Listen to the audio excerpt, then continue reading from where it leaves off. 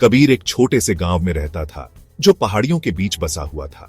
हवा ताजा थी, आम के पेड़ों और खिलते हुए चमेली की खुशबू से भरी हुई थी। जिंदगी साधारण थी, हर दिन पिछले दिन जैसा ही।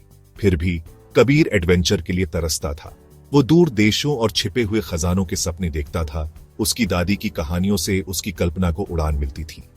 कबीर की दादी, जिनके बाल हिमालय की बर्फ जैसे सफेद थे, उनके पास कहानियों का खजाना था। वो प्राचीन राजाओं और भूले हुए मंदिरों के बारे में बात करती थी। उनकी आवाज एक सुखदायक धुन थी जो कबीर को एक अलग समय में ले जाती थी। एक कहानी खास तौर पर उसके युवा मन को मोहित कर लेती थी। जंगल में निगल गए एक छिपे हुए मंदिर की कहानी। कहते हैं उसकी दादी कहानी शुरू करती।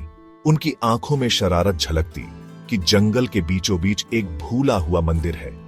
कबीर उनके हर शब्द को ध्यान से सुनता। उसका दिल उम्मीद से धड़कता। एक मंदिर, वो कहती रहती, सोने और जवाहरातों से भरा हुआ, जिसके राज सिर्फ हवा को बताए जाते हैं। इस कहानी ने कबीर के अंदर एक चिंगारी जला दी।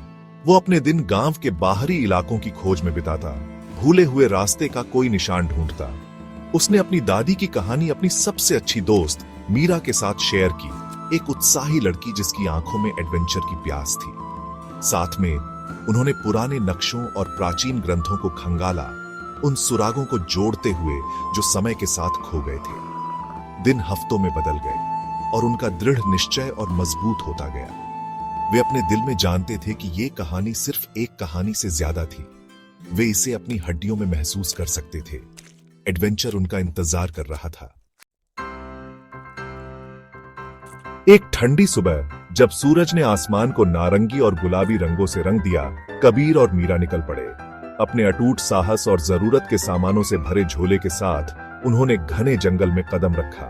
रास्ता खतरनाक था, हवा उमस से भरी थी। कांटेदार झाड़ियों ने उनके कपड़ों को फाड़ दिया और जंगली जानवरों की आवाज पेड़ों से गूंजती रही। दिन रातों में बदल गए क्योंकि वे आगे बढ़ते रहे। हर मोड़ पर उनकी इच्छा शक्ति की परीक्षा हुई।